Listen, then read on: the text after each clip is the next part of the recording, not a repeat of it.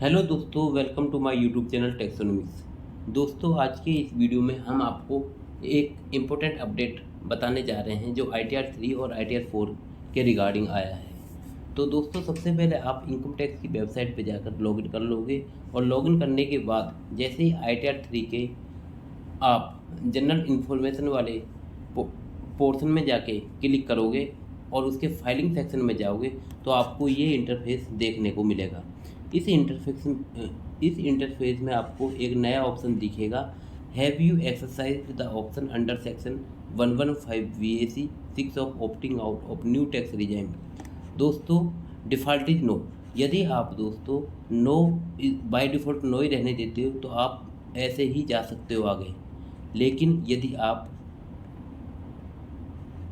No की जगह yes करना चाहते हो तो इसमें दो ऑप्शन दिखेंगे। यस करना चाहते हो, yes within due date, yes beyond due date. दोस्तों, yes within due date का मतलब है जो भी ITR फाइलिंग की डेट दी गई है इनकम टैक्स डिपार्टमेंट के द्वारा, जैसा कि 31 जुलाई है, तो यदि आप उससे पहले भर रहे हो तो आप इस यहाँ पर क्लिक कर सकते हो। और यदि आप 31 जुलाई के बाद भर रहे हो और जो भी ड्यू डेट बढ़ाएगी ये गवर्नमेंट के द्वारा तो आप फिर इसमें भरोगे।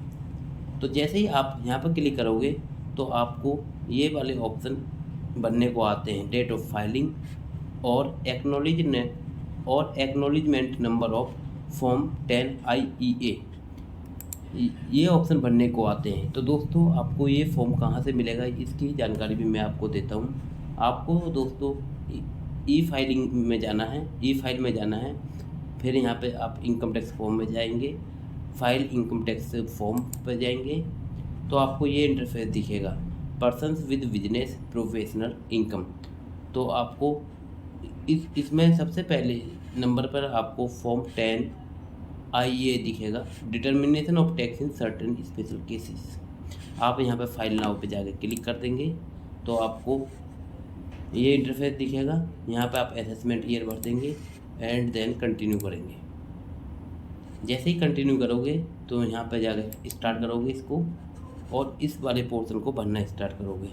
दोस्तों, जो चीज़ भी एप्लीकेबल है, दोस्तों जैसा कि आपको पता है कि ये ITR 3 और ITR 4 बिजनेसमैन के लिए होता है, तो इसमें यस करेंगे। Do you have income under the head profits and gains from business profession during the assessment year, तो यस करेंगे।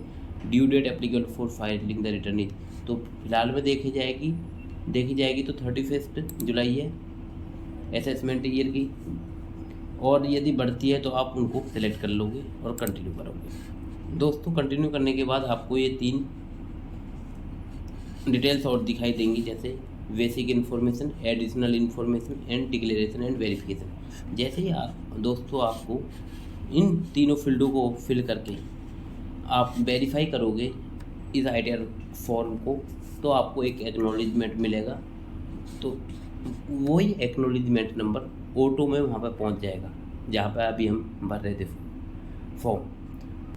तो दोस्तों, हम जो ये इन्फॉर्मेशन हमने दी है ये आपको जैसे अच्छी लगी हो तो हमारे चैनल को लाइक एंड सब्सक्राइब करें। धन्यवाद।